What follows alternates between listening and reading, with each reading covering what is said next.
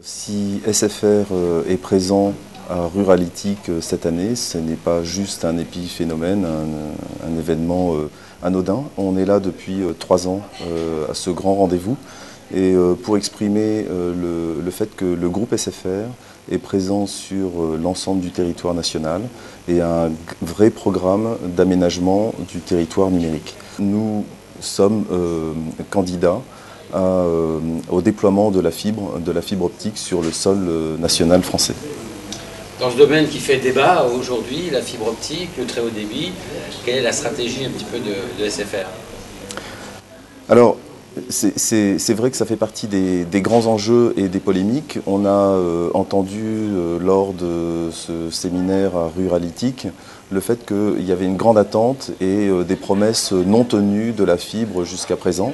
Et donc on sent une certaine frustration de la population et des élus sur le fait que la fibre n'est pas assez présente. Alors, ce qu'on pense, c'est qu'au lieu de réfléchir à de nouveaux modèles, c'est qu'il y a un modèle aujourd'hui qui est existant, qui permet d'avoir une visibilité sur la couverture qui va être faite dans les zones très denses et enfin dans les zones moyennement denses, ce qui représente 10 millions de prises sur le sol national.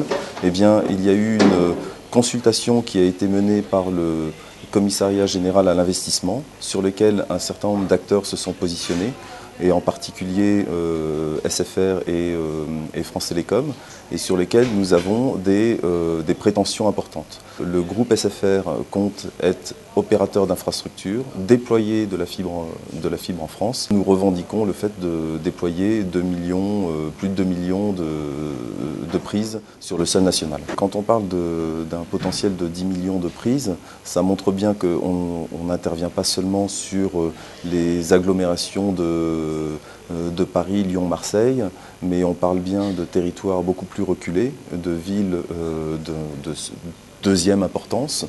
Nous avons une offre de référence qui va être lancée dans les prochaines semaines et nous présenterons ça au Commissariat général à l'investissement et aux différents opérateurs pour qu'ils puissent